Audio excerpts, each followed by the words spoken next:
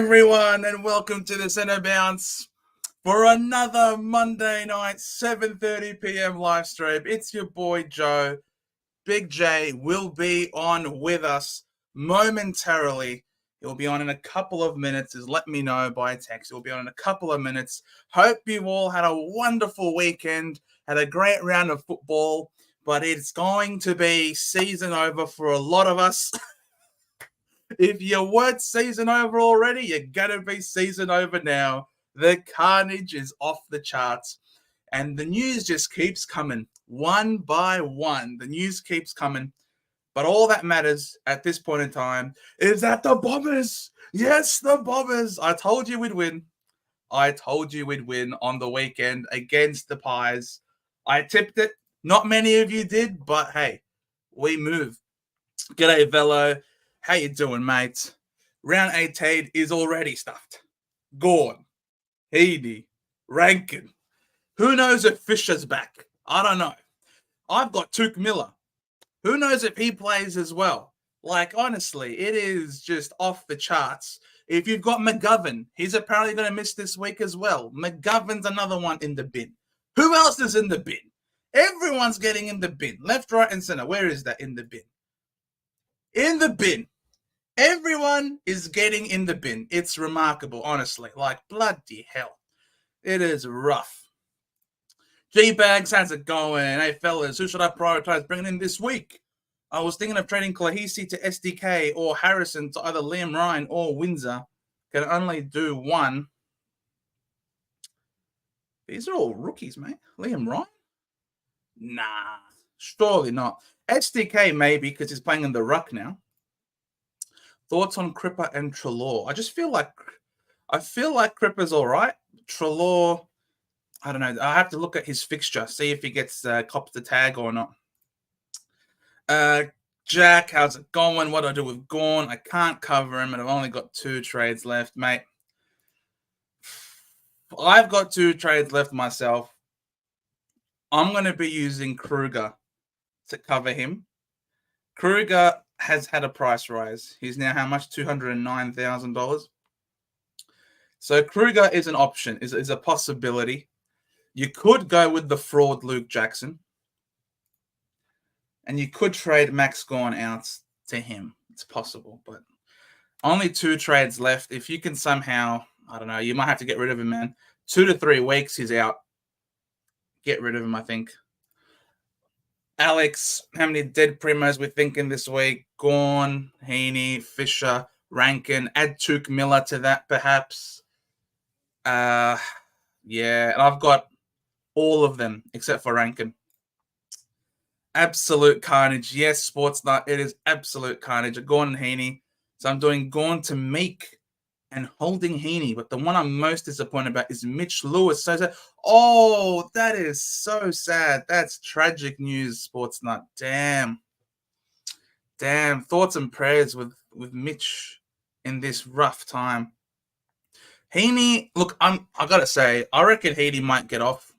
And if he's out for 1 week, so be it. It's only 1 week. Like, you can hold him for a week. It is what it is.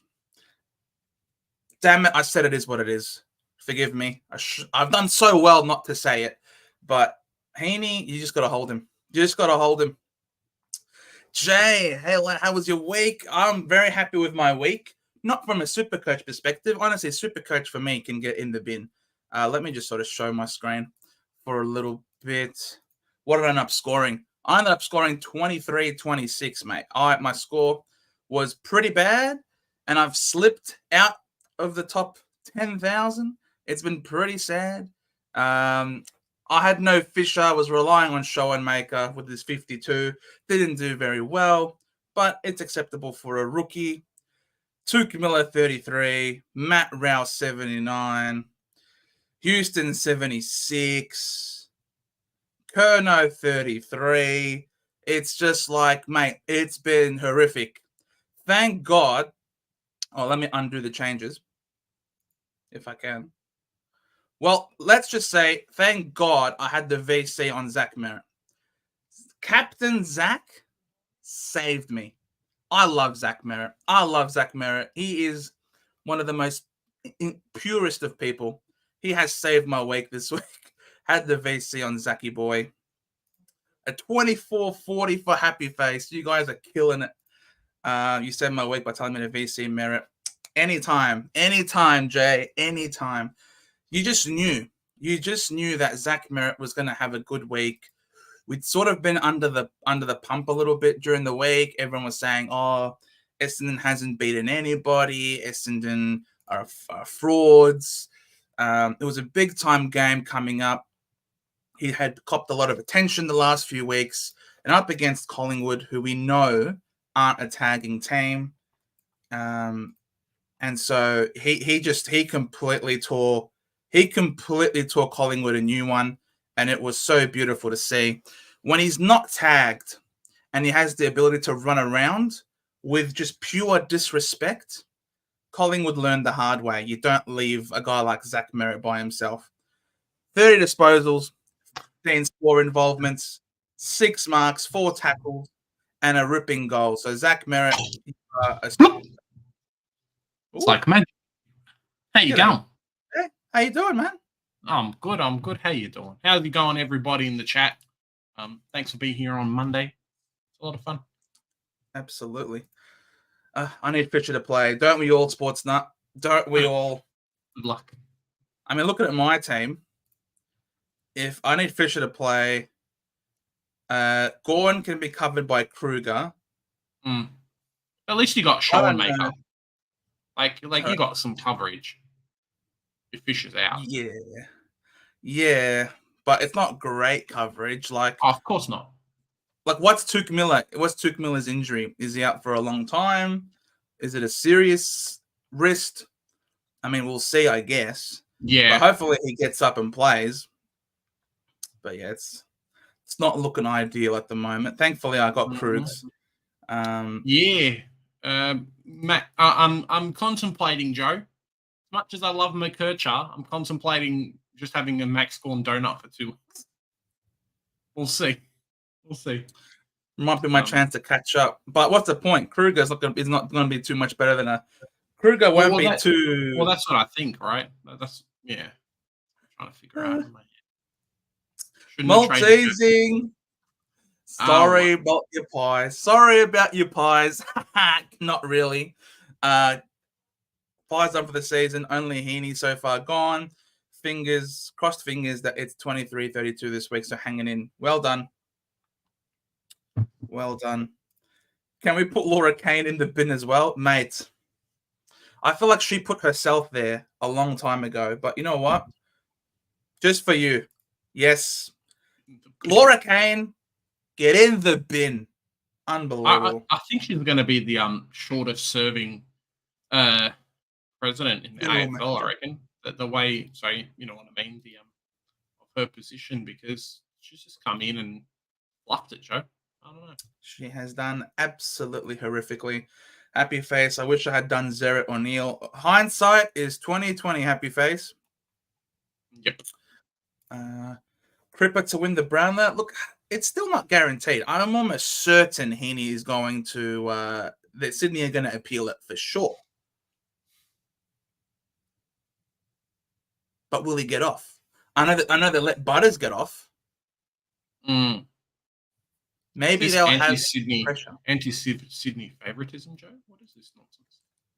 No, it's not really anti-Sydney favoritism, but I think the AFL is in a position now where, because they've let someone else off previously who was a Brownlow favourite, and everyone called them out on it, now they might feel that public pressure to not actually go ahead and let him off as well. So we'll see, I guess. But if he stays suspended, maybe it's Cripper, maybe Merritt, potentially.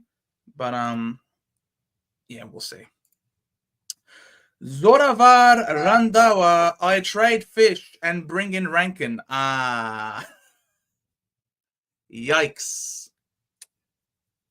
That's a yikes. Sorry for that, mate. I'm very sorry about that.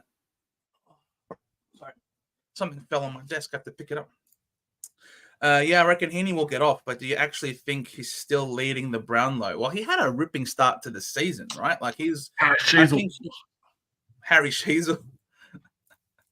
Yeah, why not Harry Sheezel? No, I think he's I reckon Heaney's still in the lead, but I don't think that lead was as big as it was at the start of the year. Definitely think other contenders like Cripps has definitely worked their way back in. But Heaney also has had some points taken off him from the likes of Warner, from the likes of Goulden. So I think, Bont's going to be up there. Cripps will be up there. Merritt should be up there. I think those are the top three consistent competitors, right? Yeah, there's going to be a few sneaky players. I mean, we go back to 2020, and we never really thought that Angus Brayshaw was going to be very, very close to it as well. So the way that the game sees it is very different than the way that we see it. You could probably picture maybe one or two players from every team being up there. I mean, Sarong's had a pretty dominant season. How close is he to the All-Australian, and to Brownlow form? Someone like a Max Gawn always tries to get it. There's players across from every team, really. Maybe not as dominant as what a Cripps has been, but at least from a SuperCoach perspective, it seems like maybe second half of the year, Cripps has been really good, and then before that, he's had a fairly average season. So, yeah, I'd say Lockie Neal also is probably another one who's definitely come on.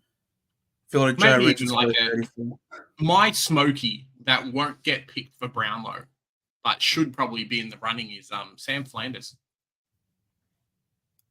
He has gone from nothing to very good player, and should be at least in the talk for it, I think. Ryan Wolf traded Rowell, Dempsey, and Dowling to Rosie, Caldwell, and Humphreys, which finishes my team with 2 primos. Still have 2 trades left. Thoughts? Yeah, I like it. Very nice. And one of those trades has gone on Max Gawn, unfortunately.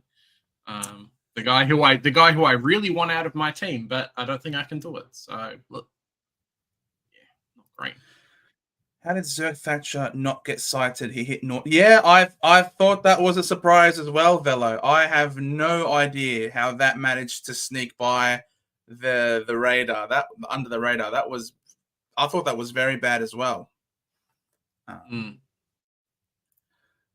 G'day, Shawnee. How's it going? What's up, Sean? Legend, mate. Rivers is not winning the Brownlow. I'm sorry. No chance. Skits. Oh, Mitch Cleary says that Took is going to be out for 2 to 3 weeks. There you go. Okay, you going to spend both your last 2 trades this week, Joe? Not both of them. I might as well, because the season's dead and buried. You might as well. You haven't given up on your team, but you kind of gave up on your team. So I've basically given up on my team. I mean, who can I get? Who can you get? I can get McKercher. Gawn.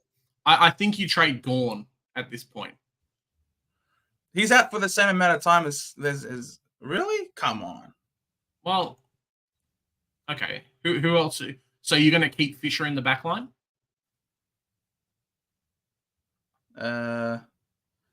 Maybe. I don't know. Let's have a look. Who should I even get? Who can I can probably only afford McKercher. Is that probably the only person, or is McKercher too expensive now? McKercher's like $440. Get in my team.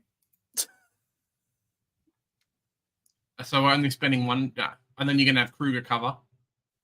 So Kruger cover's gone. I got McKercher and Dacos sort of swinging between here.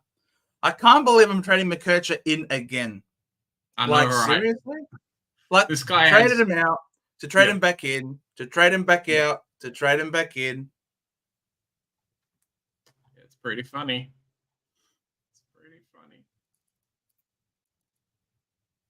Can I afford this?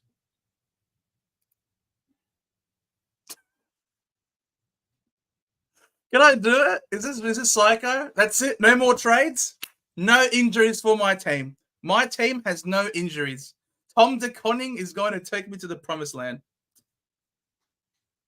Is this legit happening? Might as well. Just do it for fun. Just do Well, it. my team is dead and buried, bro. My team is legit dead and buried, honestly. Like, I'm actually just going to, I don't know. Here we go. Look at this. There you go. Jason's telling me I need him. Ah, how good is that? To think Max Gorn every week. you spent 2 trades to get Max Gorn in, and now you've traded him out. Max Gorn killed me all year. I Yep. have him for like 5 weeks, and Yep. I'm trading him out. Yep. Yeah. Dogs. Oh, all right. fun. You know what? We're gonna eat. Can we VC or C? I'm actually gonna put something on DeConning. I might VC surely him. vice captain him then. Yeah. We're gonna. People in chat are saying, "Hey, get Rowan Marshall back, Joe." He can get stuffed. I am never again having Rowan frickin' Marshmallow in my team. He is one person I would never have in my team, I swear. All right, so McCurch is here. If Fisher doesn't play, then Fisher has to be the one that gets traded. Mm. Oh, far out. This is disgusting, isn't it? Just do it. There's what, 6 weeks left of AFL. Just be happy. You know? True.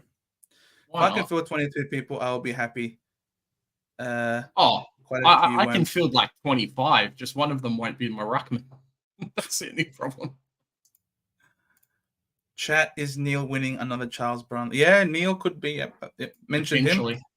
Laura Bin. Yes, Skits. Her new name, Laura Bin. She doesn't even fine Hardwick for swearing. Bloody ridiculous.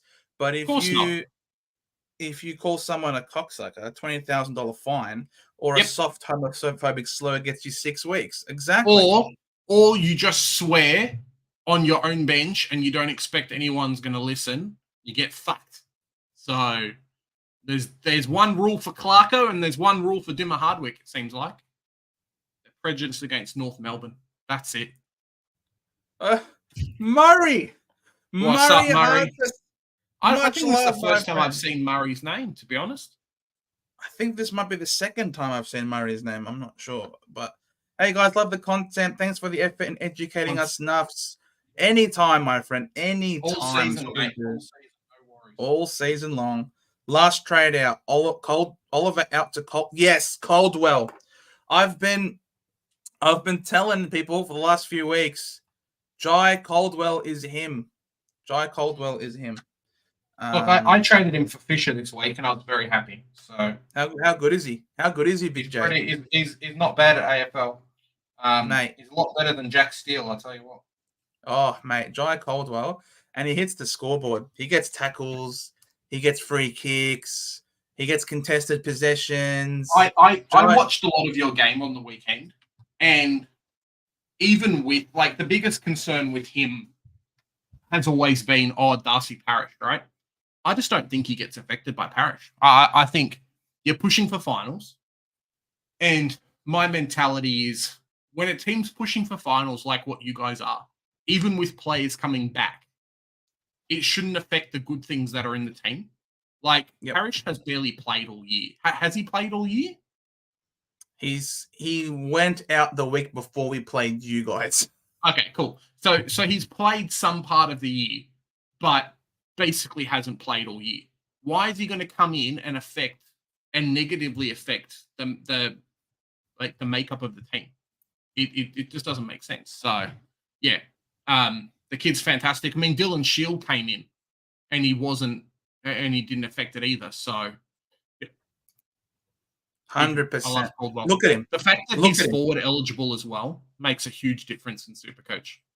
Yeah, look at this lunging tackle, gets the free kick, lets him know about it, and the cool thing is, he is him. He's him. Look at him. Look at that face. He's happy. Oh, Joe, stop showing these highlights. We'll have to get some Harry Sheasel and McKercher highlights up here. So look at this. Look at this. We played good on the weekend too. Boom, shakalaka. Yeah, does your mum smell like you know what? Yes, get Caldwell. Get Caldwell. Yeah, he's a beautiful player. Beautiful player. Yeah. No, we don't care about Olympus migration. I really need to get an ad blocker, I swear. I don't know. It's a free Google Chrome extension. Just download it right now. Like you just press it. That's it. Merritt won't win the Brownlow. Yeah, maybe not. Maybe not. He's got Caldwell stealing points from him now. So, yeah. Jonas, g'day, Jonas. Chris Scott in the shredder.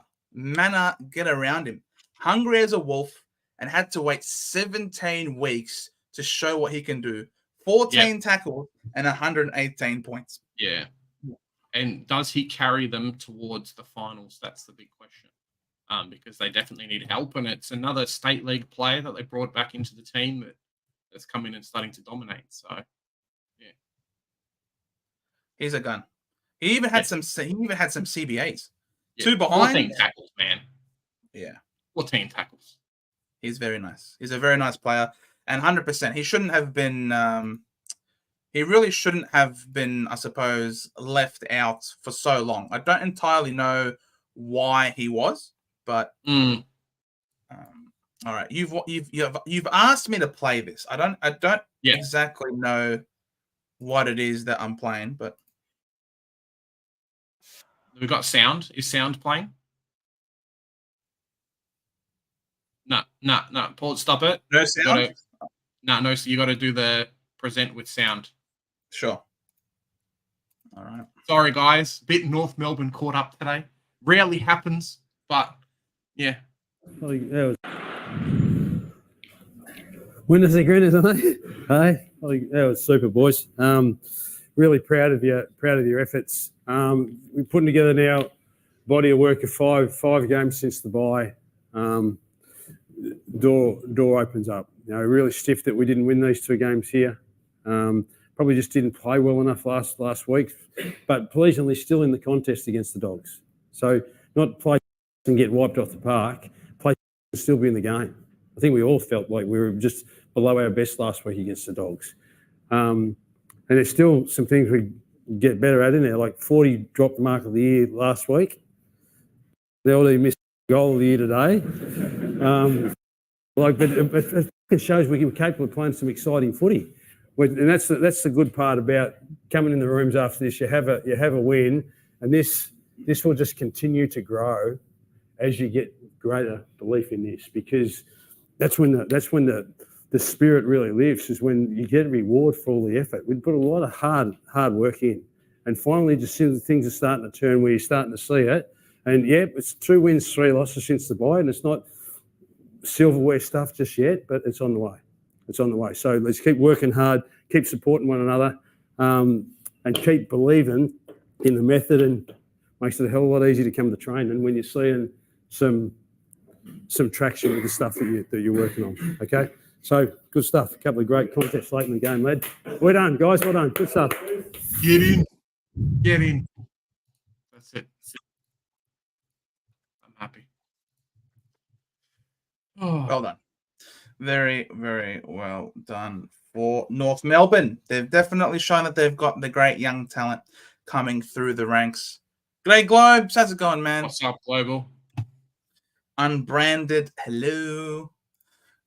Did Butters get subbed because he had a disagreement with Mr. Ken?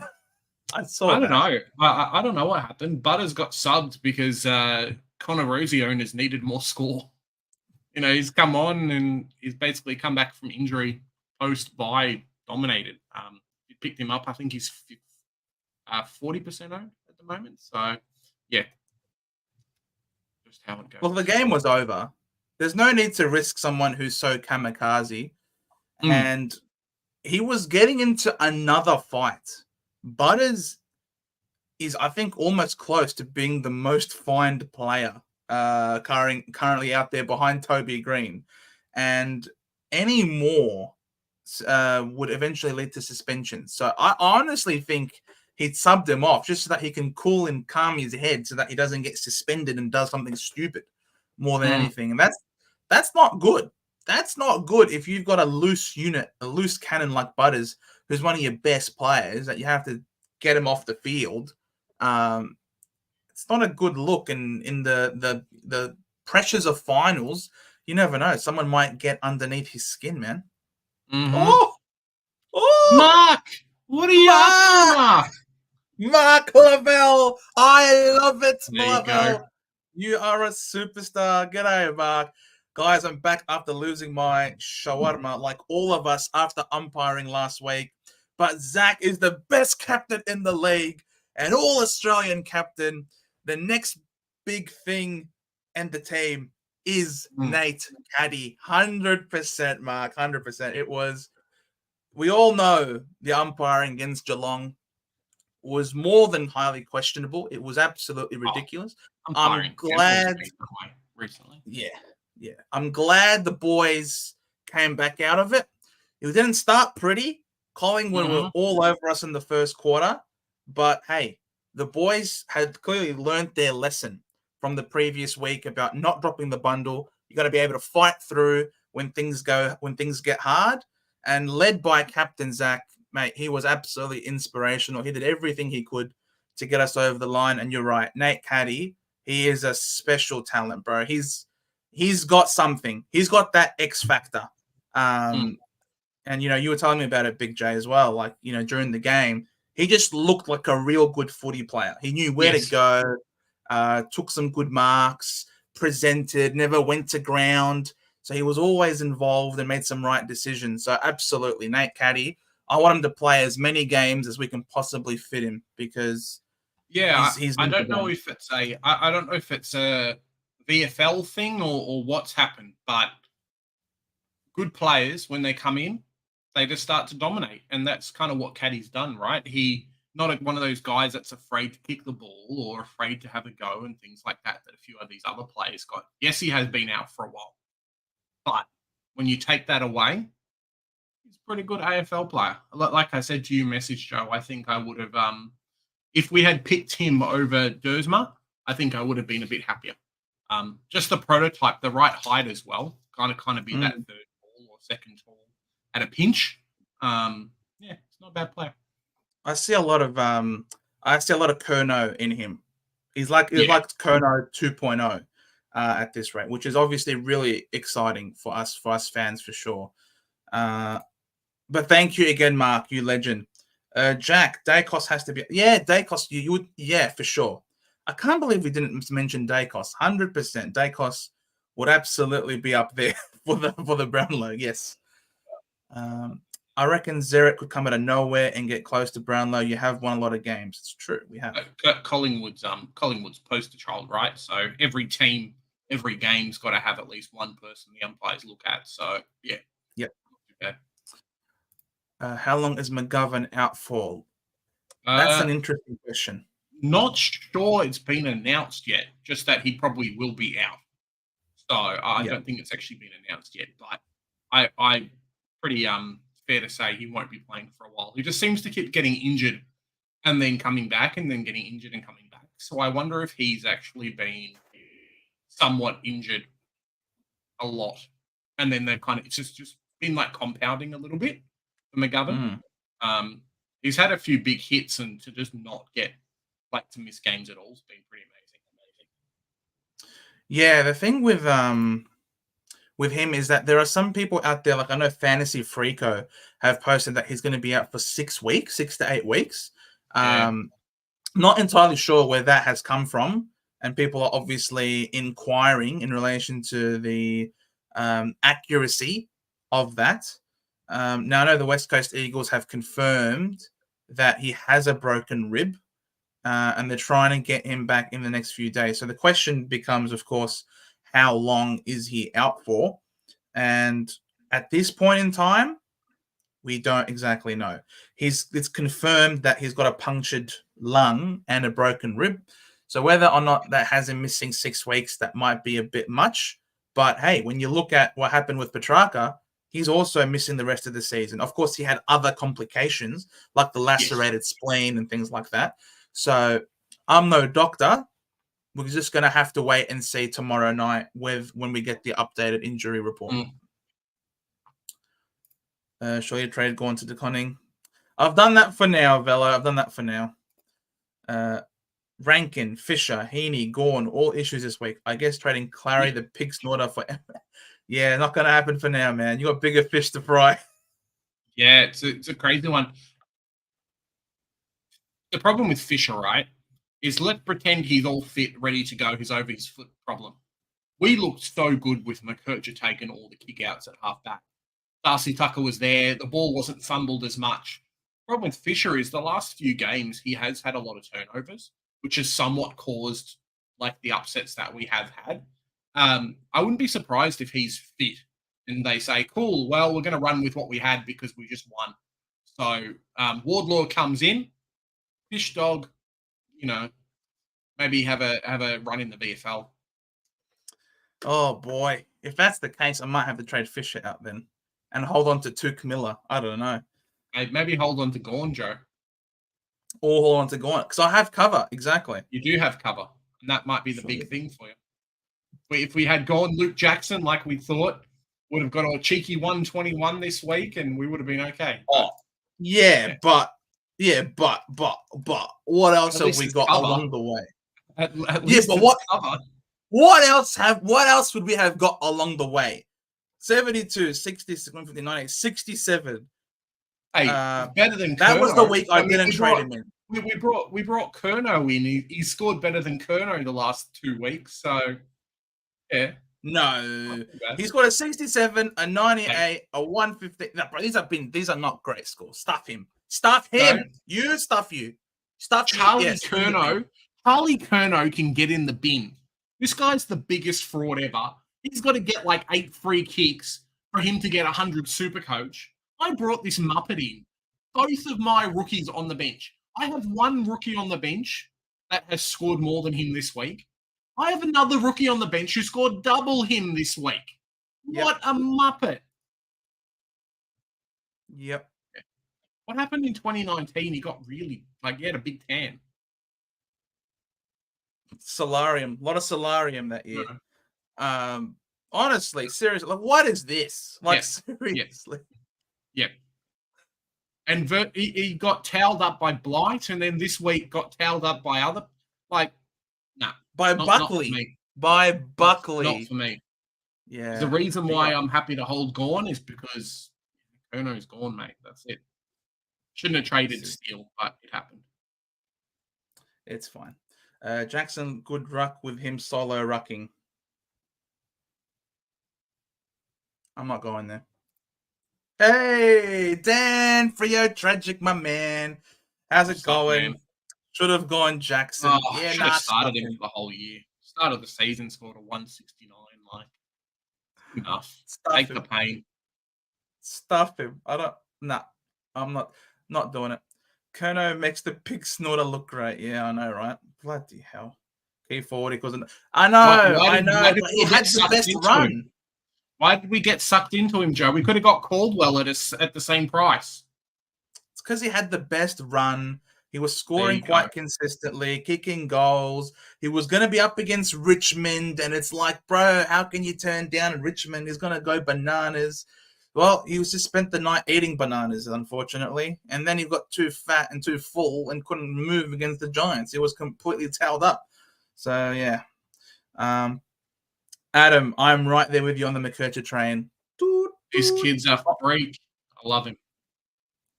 I can't believe he's like a first-year player, man. Like, for real. Yeah. How is McKercher a first-year player? Yeah, he's my version of the yo-yo. McKercher's done my head in, man. So I knew this is what McKercher was going to do.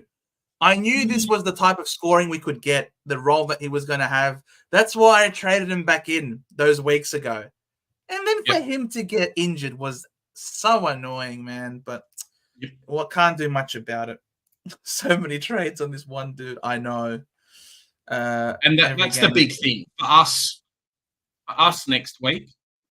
Sorry, not next week. Next year is going to be just let's go in and we'll do as best we can. Get the premiums we want. That's it.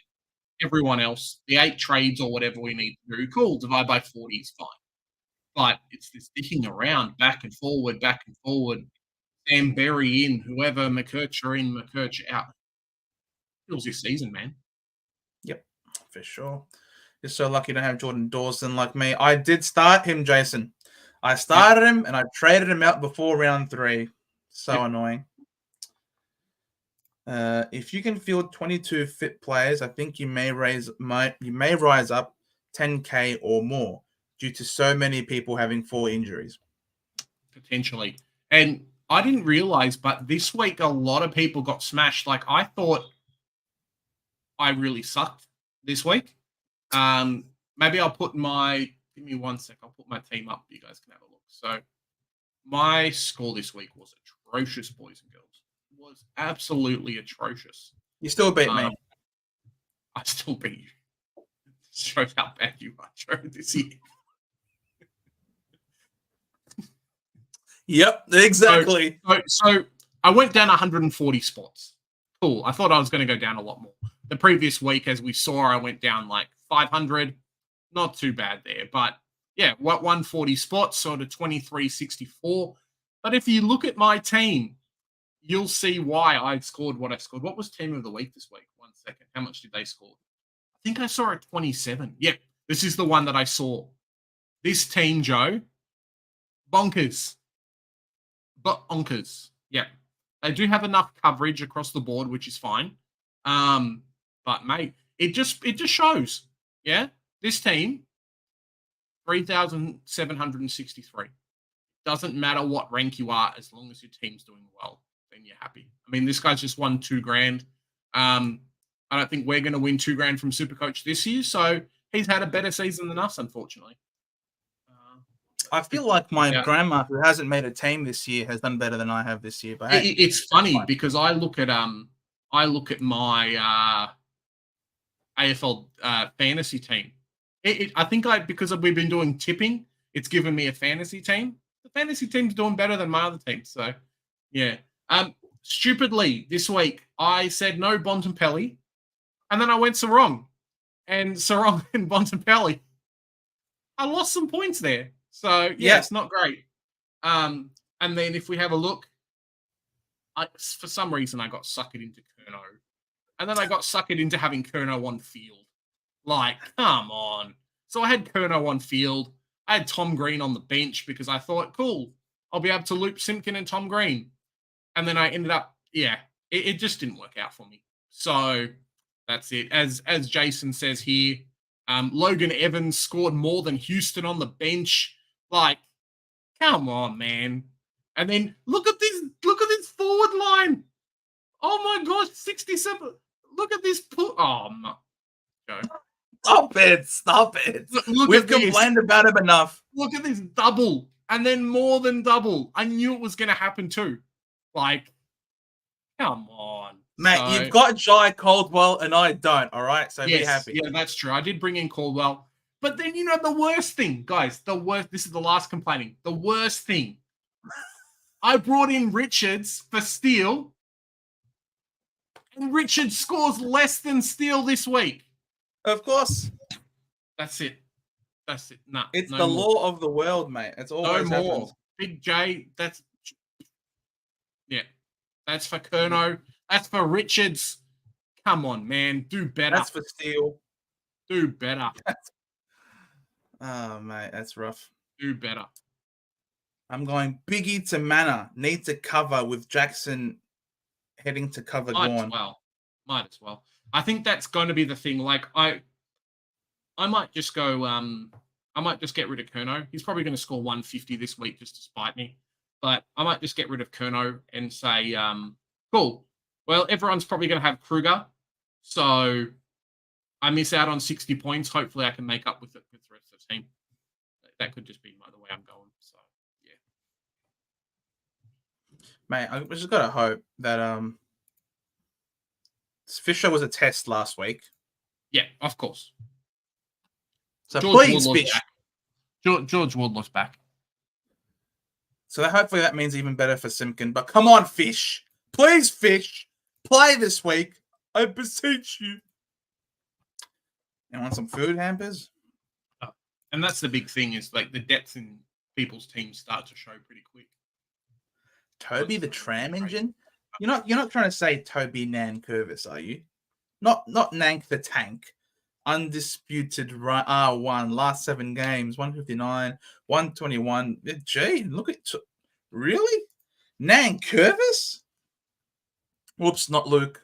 Whoopsies. Sorry, wrong Nank. I want Toby. Jeez, get around him.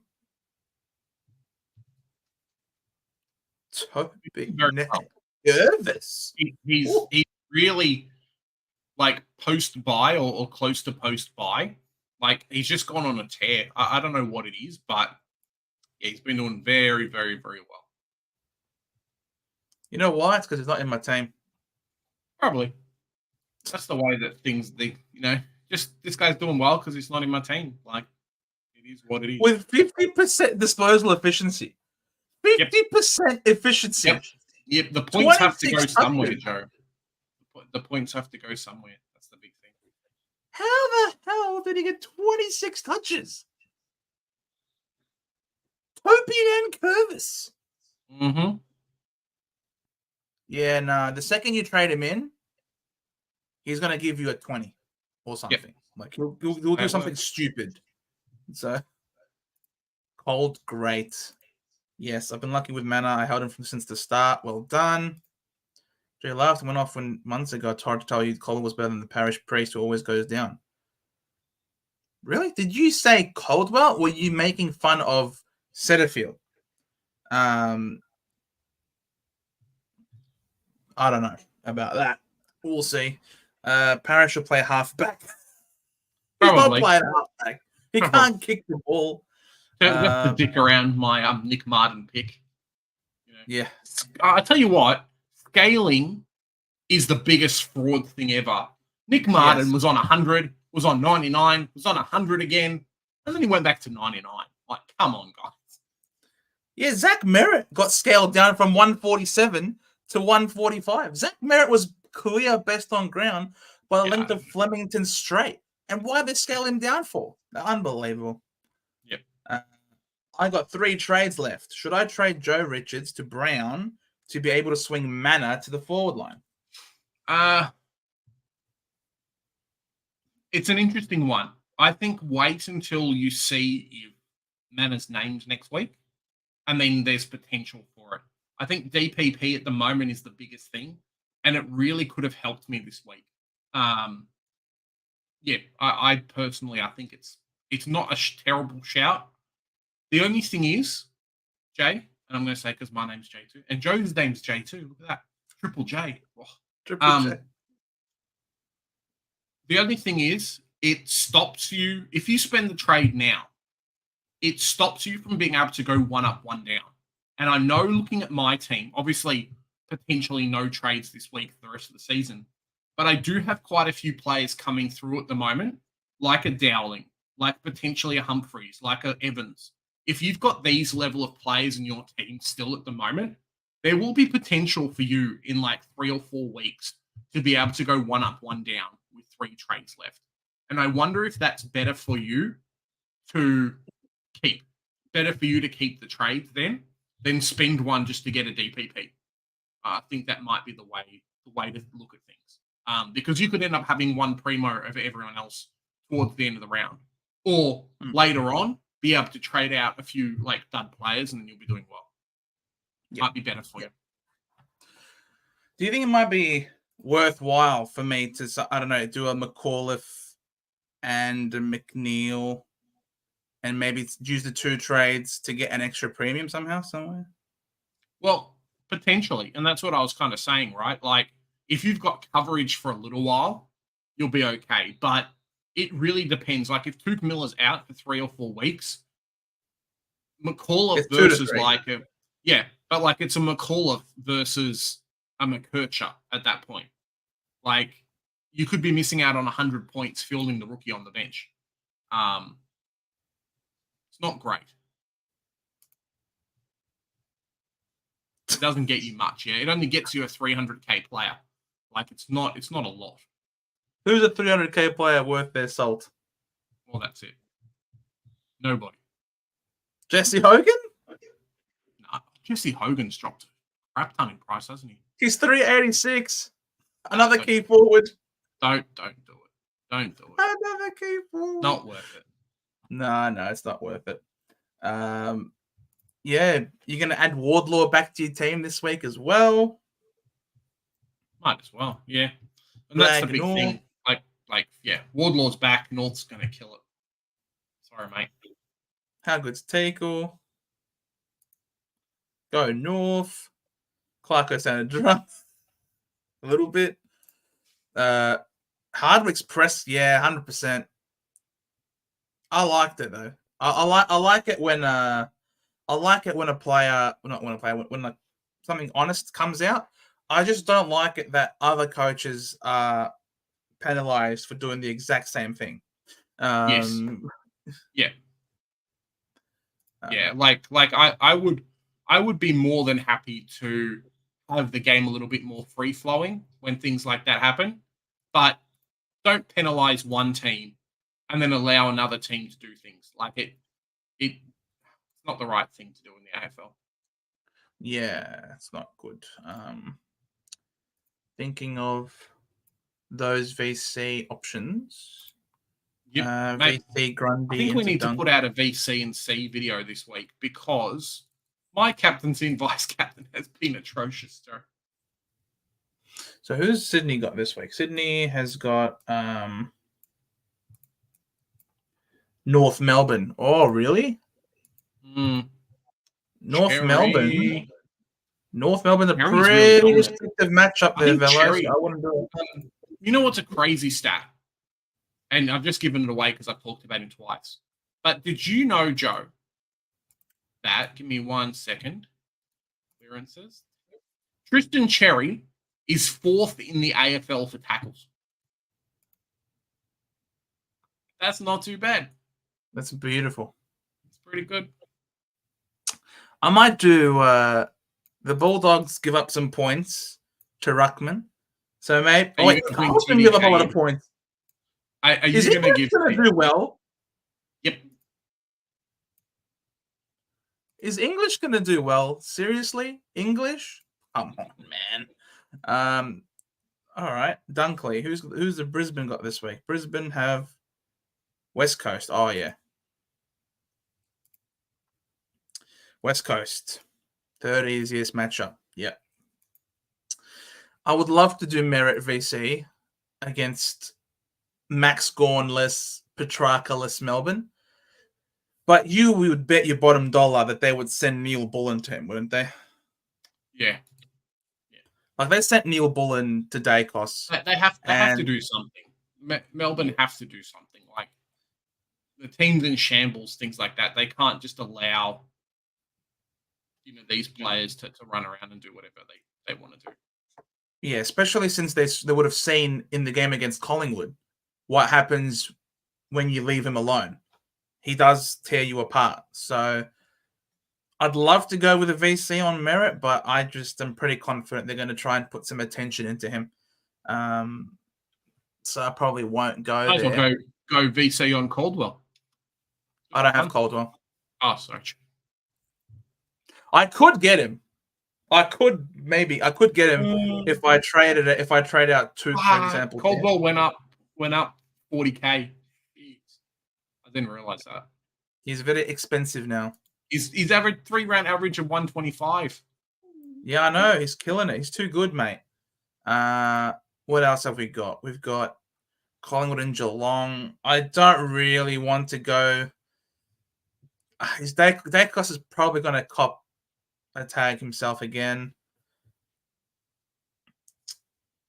Hawks. Don't have anyone from the Hawks. Freo. I've got Sarong.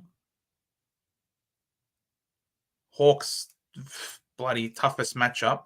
What are they like against Luke Ryan's? Oh, beautiful. Easiest matchup for Luke Ryan. Get around him. So maybe Luke Ryan. If I have gone... Hey, Wooden Spoon Data, how's it going, man? If I have gone Took, Heaney, and Rankin, how screwed am I?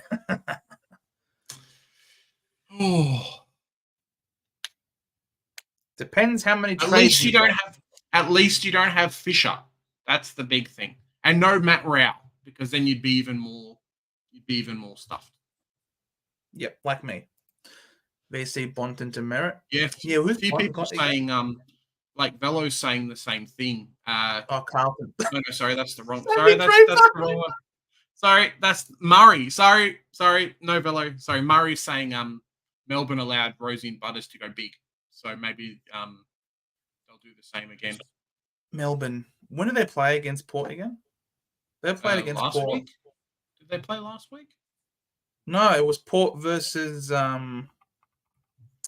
1 second. It was Port versus Bulldogs. Okay. Who did Melbourne play? Melbourne played against the Eagles, so All right, Murray. Really. Bloody. No, sorry, Murray. That's it, mate. Never again. You've lost. Naughty boy. You lost your privilege. That's it. Sorry, Murray. Mate, it's like that wasn't them. Yeah. So, Bont potentially. Bont's got the Blues inside mids. Where are the Blues? Semi-restrictive. So I don't know, but Bont is the Bont. There's no real matchup for the Bont unless you're Sam Berry. Adelaide. If you've got, how does Rowan Marshall do against Adelaide? Positively, stuff you, Marshmallow. I hate you. Melbourne. What do Melbourne give up points to? Where's Melbourne? Melbourne give up points to forwards and general defenders and designated kickers. No one really has them. Suns v Port. Gold Coast give up points to inside mids. Butters is your play, I think. Is what I'm going to do. Might go with Zach Butters as my captain. Yep. Meanwhile, Port Adelaide restrictive. So it's probably Butters for me. No one's got Wits or Ned Moyle. Maybe Ned Moyle's a good shout this week. Maybe. Big fan of content has got 2 trades left. McGovern, Heaney, and Fisher are my only possible outs next week with no Gorn or Rankin. Should I trade McGov? Heard there's lung damage. I think he's got a broken rib. So and punctured lung. Punctured. I thought he had a broken rib into punctured lung. Maybe that's generally how you get it. Yeah, so maybe trade him out. He's a bit cooked. If you have Neil, go Neil. Yeah, Neil or Dunkley, they're going to smash him. I don't own either. It makes me so sad I don't have Dunkley. Oh my gosh. 3 weeks ago when I had 7 trades, life was so much different. Libba's a protected species, mate, because of all of his concussion issues. I can see McGovern rest. Yeah, maybe. They've got no skin in the game. They've got no incentive to rush him back and play him when they're going to lose most games anyway. Guys, have you seen Scott playing going forward and playing the forward? I love it, Mark. I love the way we went in against Collingwood is hopefully the way I hope we stay. We're definitely better with the 1 ruck setup, having 2-meter Peter come in, having Caddy to play forward. I also like a little bit of Nick Cox in the ruck. That worked a bit too because he's a tall boy. So I just think the balance of the team was right in the way we had the team structured. I was looking at the team changes on the Thursday night, and I loved the changes. No Goldie, no Heppel. Just made the team a bit younger, but it also made the team more energetic and a bit faster. So I love this setup. I hope it stays this way, Mark, personally. I've been saying to Nick at work, who's also a very avid Essendon supporter, just how you picked up Goldie for coverage, basically. Yep. Start of the season, Draper wasn't there. Goldie helped you definitely through the first few weeks, but he's always just going to be coverage from now on. He slows down. His body's not there. We saw it last year. If Draper's fit to play, you'll play him, and then you'll set up for what you are going to be for the future. He's going to be coverage. So expect to see a lot more Draper in the ruck, and then, like you're saying, a second ruck forward cover type position. So, or defender cover ruck position. Yep. That's what you're going to get. His 2023 scores. Hopefully, we get big scores out of QnA. Gov, Rankin, Gorn, all missing for me. Says Cheese. G'day, Cheese. Yep, there's a lot of them. Plus Heaney and Fish if they miss 2. Lord help me. Lord help us all, Cheese. We're all Yep. in this boat together, mate. Yep. Guys, Gorn's out 2 to 3, guaranteed. We'll Mark. see. We'll see. I got a sneaky feeling, but excuse me, we'll see. All right. Yeah, that's right. Crazy. Thoughts on trading Gorn to Sherry? Sure, why not? If you've got the trades, make it happen. Let's go do it. If this makes you feel any better. Oh, wow. Great comeback, Murray. Great comeback, Nice, man. Murray. Evil Monk. I picked Kono 2 weeks ago. He's averaged like 45. Yep. Amazing pick. Yep, a lot of people jumped on him after the 110, and he was still like 440k. And then he went up one price, and then he scored a 33 and a 54. So, yeah, it's not great. I picked him the week before. I got him off the big score. The big score week is when I got him. Yeah. And then everyone else jumped on him and ruined him. I blame all of you. Yeah. As a Carlton fan, everyone jumped on Curnow too early. Curnow scores normally against the Dogs. And there's no Liam Jones either. Oh, there you go. Sportsnet also says that there. But Rory Lobb's now a defender, so I don't know, Joe. Correct. Yeah, exactly. Rory Lobb the defender, but hey, that did not help them on the weekend. So that's pretty sad. But yeah, I'm pretty sure Liam Jones is out for a month. Reports Josh Gablish. I never know how to pronounce his name. But yeah, Liam Jones ruled out for up to a month. Moderate grade MCL injury, huge blow. The Bulldogs' finals chances. More soft tissue injury issues for James Harms and Jason Johannesson. So look, for a guy that had come in yesterday after spending some time off due to COVID, he's been very serviceable for them. He has. So yeah, he's basically been commanding that backline just by himself. Yeah, exactly. So he's but yeah, Mitch Cleary. Look, I'm willing to believe. Yeah, I'm willing to believe. I mean, Mitch. He's one of the bigger names. Mitch. Yeah, he's one of the bigger names, Mitch Cleary, in the reporting space. So he's saying we'll be sidelined for 2 to 3 weeks. So for now, sort of expect that he's out for 2 to 3.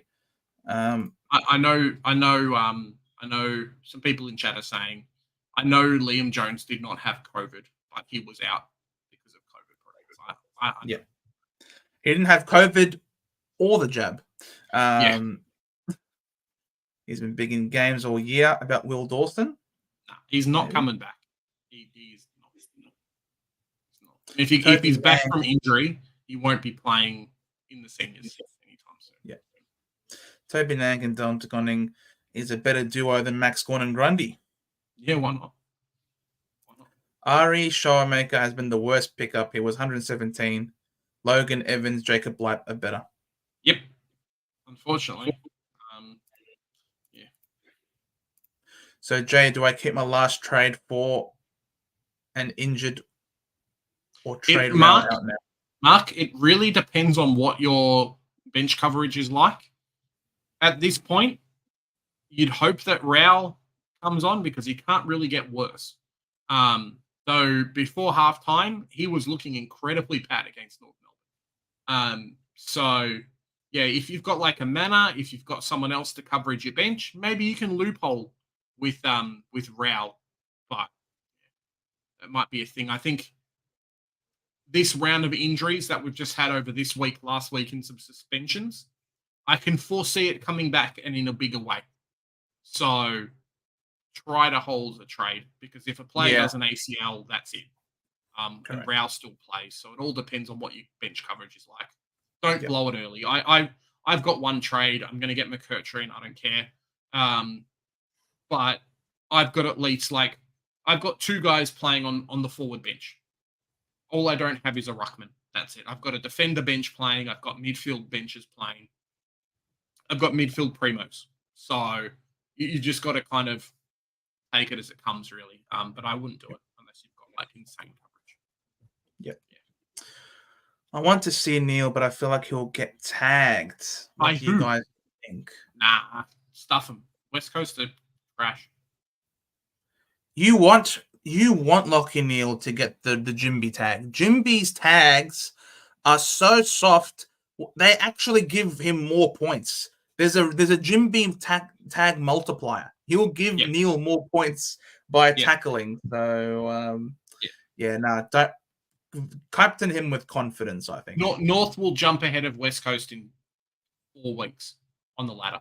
So take it to the bank. We'll see. Merritt, VC, and Dunkley C. Well, if you've got this security of a Dunkley in the back, then you can pick anyone. At Merritt. Yeah, pick anyone and then just Dunkley. Correct. Lloyd Meek VC. Wow, the Hawks have got the Hawks are playing who? Freo. Luke Jackson. Yeah, Luke Jackson. Where's Freo? How bad's Jackson been as a ruck? I didn't think it was terrible. Well, these are the last 5, which included having Sean Darcy in the team. He will be fine. Lloyd Meek will do very well. Lloyd Meek will eat him alive. Yes, Sammy Draper will score not quite 150. His ball use is too disgusting to score a 150 ever. He might score 100 and call it a good day. Merritt plays well versus Melbourne and is in ripping form. I'm Merritt into Dunkley. Don't have Neil. Love it. Love it. Go the Dons. Love it, Mark. Neil captain. If you have him, then yes, Issa. Do you think Zach Fisher will play? Hopefully. No. I personally, I can see him playing. Right? Don't get me wrong. I think there's all fair chance him playing. Do I see him playing given how well we played last week, the team dynamic and what had happened? Probably not, because I think Wardlaw's a better push to come into the side. I think Wardlaw plays before Zach Fisher plays. And I don't think we've got 2 spots left to move around plays, unless someone comes out injured in training or whatever. Darcy Jones is a hold? You've held Darcy Jones this long? Darcy Jones. 195k forward. You've held Darcy Jones this long? Like, are you going to trade him to Manor? Or what are you going to do with the Darcy Jones? That's the question. Yeah. I don't think he's played since I got rid of him. Round 17, he played against Carlton last week. He did play last week. 88 points. Keep him. Why not? Issa, I love it. Thoughts on LDU? I need him to start going big again. 114 is good, but I need him to start scoring 148. Look, LDU's a good player, but I think the problem with LDU is that when he doesn't have the delivery, it's very, very hard for him to carry. Now, if Wardlaw plays, I would see a jump up of probably 20 points in LDU scoring. So when he had those big games, that's when LDU went big, when Wardlaw was in the team. So give it a week. If LDU's in the team, if Wardlaw's in the team, expect good things. I mean, if Wardlaw had kicked the goal in the second quarter, I think it was, LDU's scoring would have been very, very good. So, you're all right. Jen, how you doing, Jen? You scored better than me and Joe, so congratulations. You did, but not as good as this team did. Sorry, Jen. No, thank you so much. Love it. You're a very You're not generous. Supposed to be picking on the fans, Joe. Mate, people were giving me so much shit for tipping the Bombers to win last week.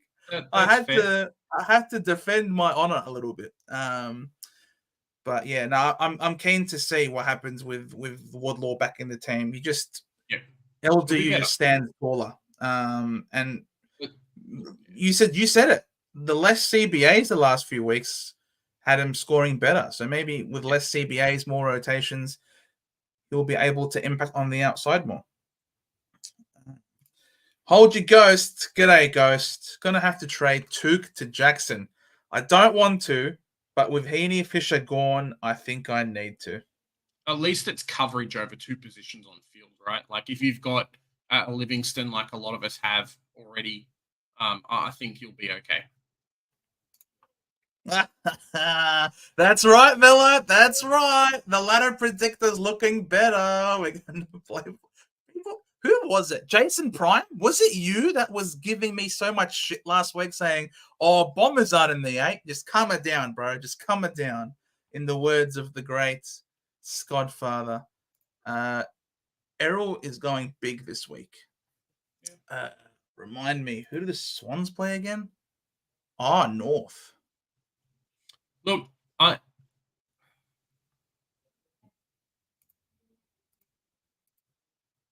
think we're going to give them a run for their money. I think if the full team's there, it's going to be interesting. It's going to be a good game. I do think that Sydney's going to win, but it's going to be close. More closer than I think people will want it to be, depending on what happens. That would be unreal. Yep, that'd be pretty funny. And Sydney are on a downward trend in form as well. So, it's not like they've won a million games in a row. That's right. Gawn is out 2-3, according to Mitch Cleary, Ghost. So, consider it. Also, Thursday Jackson. Hey, boys, love your stuff. Just finished my trade. Jackson. I got rid of Richards and Rankin for Neil and a 102k player. Might have to play the rest of the year without a forward premium. I got Dowling, he can play. Yeah. It's a tricky one. I mean, I've gone on about my ruckman not playing and things like that, but I know the feeling of having a shit player in your team, and it really sucks, man. Don't do it to yourself if you don't have to. Yeah, for sure. Is Bevo's career in lobbed hands? Bevo's pretty career. Funny. It's pretty funny. I mean, for a guy that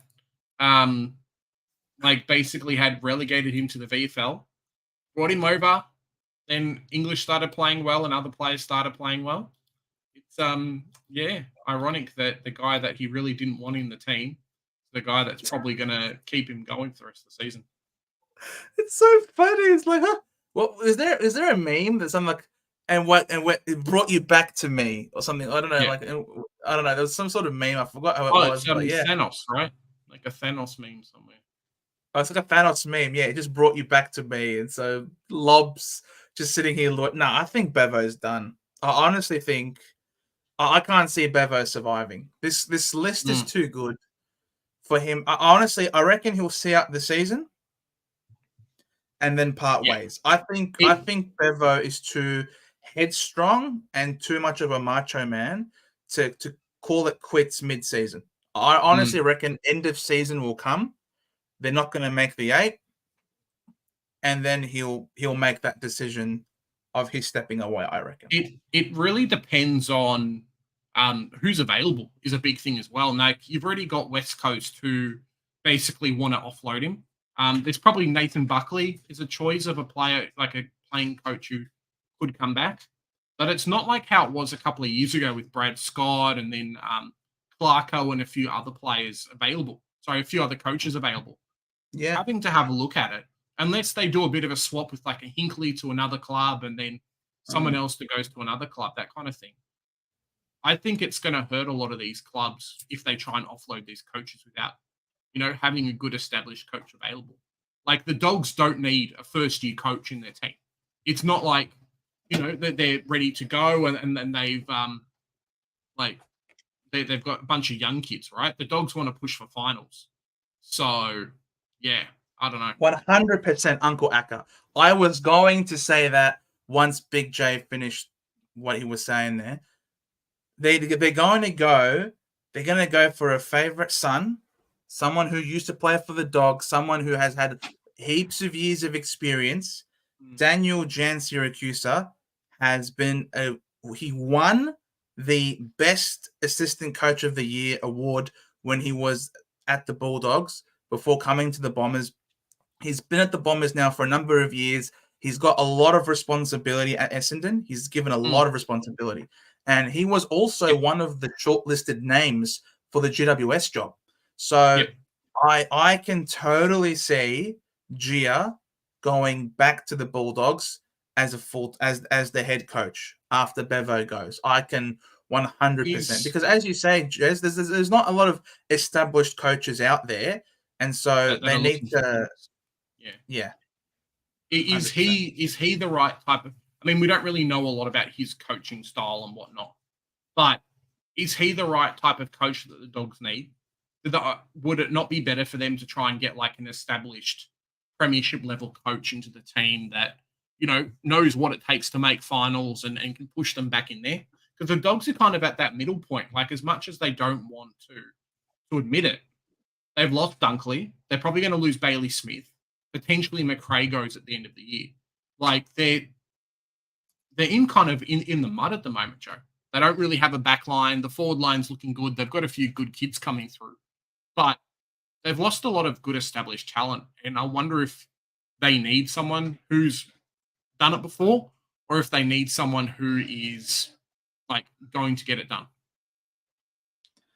I think anyone who's ever spoken about Jye has only ever spoken in glowing terms. And the general consensus is that it's not a question of if, it's a question of when. When the team comes head coach. Because I know that like he was looking at North Melbourne. I think he was looking at St Kilda for a point as well, and even potentially Collingwood at the same time. So he's been around. It's like Uze, right? He's been around the mark. He's just got to find a club that will take him. So potentially. I think it will be the Dogs. Jackson, or can I get Rosie instead of Neil and get a decent forward? Yes, do that instead. I prefer that. You don't want to get Dowling for the whole season. Like, correct. Liam Jones was very good for us before the China virus. Yes, I agree. Will Dawson better come back. I brought him in when everyone brought him in like a wiener head. He's not coming back. I'm sorry. Like a wiener head. There has been some talk from North Melbourne people that when he does come back, he might end up playing forward as potentially a key forward for us. Like 204 plus centimeters. So yeah, we'll see what happens there. Yep. North are a better side without Fisher. Yep, 100%. He accumulates. It's fantastic, but he just turnovers the ball too much, and that's not what we want. So it ends up being a liability at some point. Yep. When he's by himself, it's okay, but when he's not, he ends up being a liability. So you're not kicking out McKercher or Darcy Tucker from that position to bring him back in Fisher. It's not going to happen. I had Goulden as captain. Yikes. Unlucky, Jason. Oh, you beat me. I had Sarong as captain. So you got one more point. You got one more point over me, mate. The Dons give the number 18 next year to Caddy. I don't think they're going to do that. I think Caddy has picked the number 30 because he looked up to Curnow. Curnow, I think, was the player that he models himself after. So I think he's going to keep the number 30 mark. He picked it by choice. It wasn't just give it to him. So I think Caddy will rock the number 30 moving forward still. Jason, I was going to put it on Neil, but I was scared to. Mate, live your life without fear, Jason. Life's too short to be afraid. So glad I brought McKercher in. Well done, Jen. See, Jen wasn't afraid. Jen brought McKercher in, and look, she's happy now. I would love to see North win by 3. No team has ever lost by 1, then 2, then 3. And it'd be a funny North Melbourne thing too, because it would be. I don't think it would be a case of North Melbourne getting the win just over the line, but it would totally be a case of North Melbourne having the big lead and then Sydney coming back, similar to what the last win was like. So yeah, we'll see. We'll see on the weekend. It's going to be a good game. Man, would they be the first full team? Would they be the first like minor premiers to lose to the bottom 2 teams on the ladder? Like seriously, that would be unreal. Yeah, kind of. it's the right time for a form slump for Sydney. They've still got 6 weeks or so left to go in the season. Do it now and not do it in the finals. So Yep. Yeah. Correct. I said Essendon have to beat a side in the 8th. You also said the Bombers aren't going to play finals, Jason, and that I was Well, there you go. deluded. And you were trying to do everything possible to meddle with the margins so that our percentage could be out of the 8, mate. Don't worry, Jason. I saw Talking you. about percentage, you guys is this the first time that a team has been 4th on the ladder or in the top 4 and has a negative win percentage? I don't understand. It's not a negative win percentage. It's just it is. You guys have scored less points than you won by. Sorry, you guys have lost by more points than you've scored. We have conceded more points than we have scored. Yes. Which is a negative percentage. A draw definitely doesn't help, right? Well, that doesn't matter. And we haven't smashed anyone, whereas we have been smashed before. And we will never smash anyone because as soon as we build out a lead, we just park the bus, essentially, and play conservatively. I don't want to say Essendon don't make finals, but the percentage is the thing that's going to kill you. Because if you move down the ladder, like number 12 has a better percentage than you guys. So but they have just got to be a bit careful. A couple of losses there, and you're going to drop quite far. All that matters is this point. The W's matter, obviously, yeah. The W's. Keep getting W's, and we can say stuff you to the percentage. The draw came in so clutch. Yeah. And the number will continue going up until we eventually win a final. 6 more weeks. Guaranteed, you know the number goes up for like 6 weeks. Exactly. Enjoy counting while you can, ladies and gentlemen. Evil Monk. North shut down designated kickers, and Errol has a bad history against them. I'm not so sure. Yeah, we'll see. We'll see how. So don't do that then. Don't go with them, Evil Monk. Might hold Gawn, but trade Fisher to Jackson if Fish isn't named, or do you think it's better to straight up trade Gawn to a ruck? Well, you don't think Fish is coming back into the team. So if you think Fish is basically a dead player at this point, then you trade out Fish because Gawn will 100% come back. Yeah, I mean, Melbourne aren't going to be cautious with them. He probably won't play this week, but potentially the next week he might play. Unless there's like serious ligament damage that we'll find out later on throughout the week. Fisher will come back at some point, but I don't think it will be soon. That's my big thing. Like something has to change in the North. Maybe he comes back this week and we do some crazy shit. But I don't think as someone said before, he's a bit of a liability. If you're playing for rank, it all depends on what coverage you've got, really. Like you can get away with the Kruger in the defense for a few weeks. In the ruck or forward? No, in the ruck, sorry. You can get away with Kruger for a few weeks in the ruck. But outside of that, maybe not. Yep, exactly. Not looking good for me this week. No Gawn, Heaney, and Rankin just brought in last week. Yikes. Yep, unlucky. He did the same thing before, right? He was looking really good and then got suspended and then looks really good again, plays for 2 weeks, gets suspended again. So, yeah, maybe that's something to be cautious about for people next year. Just don't bring Rankin in, just start him if you want him. Yep, for sure, 100%, Mark. Definitely North on the up for sure. Starting with Sherry over Gawn is finally coming good. Well done, Globes. Well done. Nice work, mate. Nice work. Lob plays crap. Bevo sacked and Lob cleared to North. Well,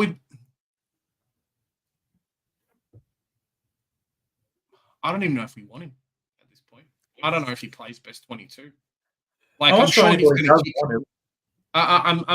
he's going to do okay, but the guy's like 32. Yeah. And if he kicks out a young kid from the team, stuff you. Like, that's it. Your dogs can keep him. Exactly. You know, it's crazy, Joe. Some people were talking about it on Big Footy this week. The trades in the AFL that could have gone through that would have shaped the game. St Kilda, 2 years ago, did not want to give us a second-round pick for Tristan Cherry. He was on the trade table. Second-round pick. Now he's our number one ruckman, and he's dominating the AFL. Like, it coulda, woulda, shoulda on a few of these players, I tell you what. There's probably a few more down the track as well. But, yeah, bit of a miss there, St Kilda fans. St Kilda are weird, man. St Kilda are weird. They were going to offer Sam Draper like over $1 million for his first contract in the AFL. Like, it's bonkers there at St Kilda. Velo says 90% I think so as well. Coaching Tassie when they come in. I think so as well. And I'm not sure what's happening with Tassie at the moment, but I don't think North Melbourne's going to have much of a future there anymore. The AFL's just changed a bit of a rule with the AFLW team where we don't get like exclusive access to the players anymore. So I think they're slowly gearing up for a Tassie team coming in. Yep. Yeah, I can get around that, Velo, for sure. I can totally see that happening. Yep. Just so that they can re-inspire the membership and the fans.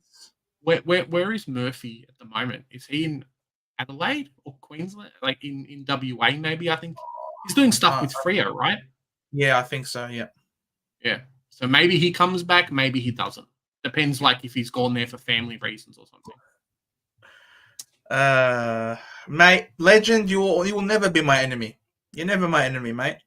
Enemy is a very strong word.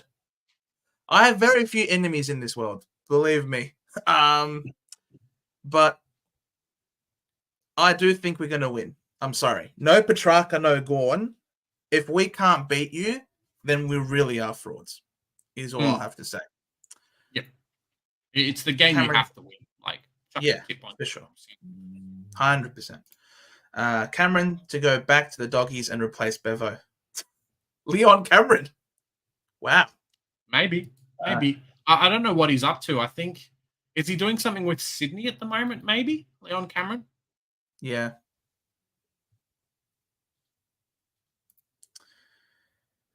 Puffer Fish. G'day, fellas. Worth moving Gorn on, even though I have Kruger for cover.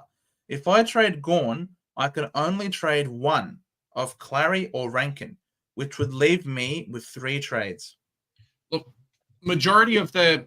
Let's pretend Gorn's out for 2 weeks. You've got Kruger cover. Yep.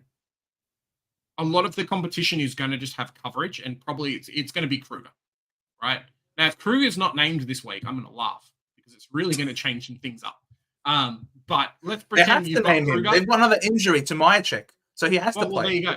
That's what I'm saying. So if Kruger plays, you've probably got like a 60+ coverage, and then that's okay.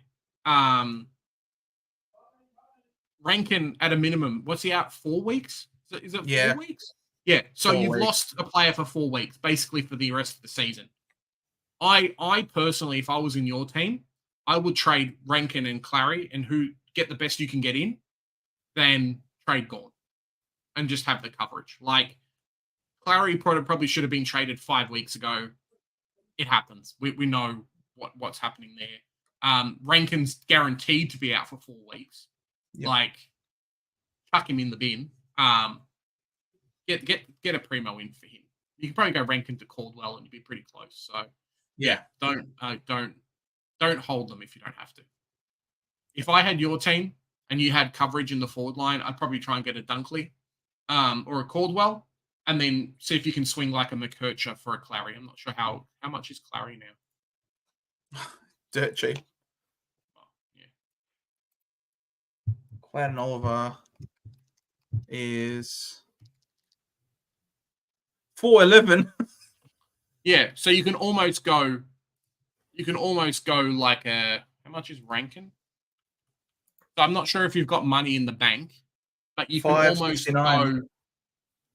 Yeah, you're very close to going a Rankin to a Caldwell and then a Clary to McKercher. Like if you've got 20K in the bank, you can do those 2 trades. Wow.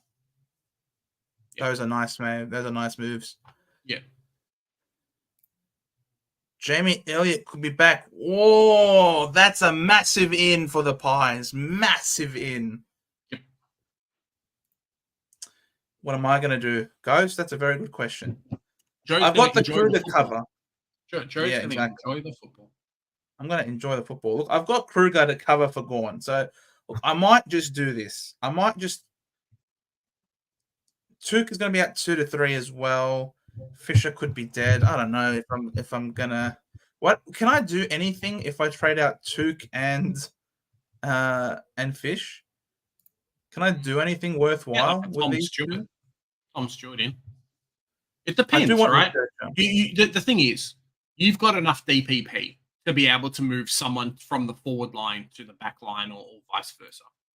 Like, that's a lot of money for you to be able to get anyone. You can get Caldwell this week.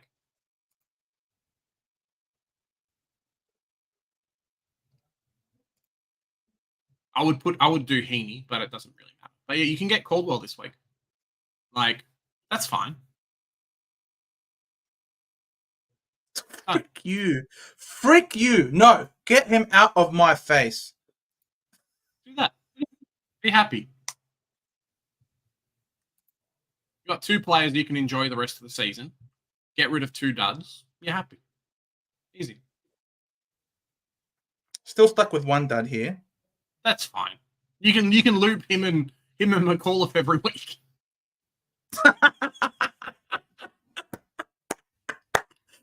Matt Rowell and McAuliffe getting looped. Let's go.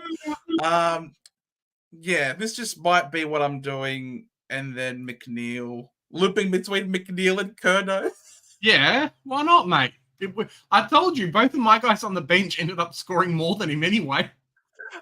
At least it gives you something to do with your team, right? You got something to do with your team. Be like, yeah, I've done my trades. Cool.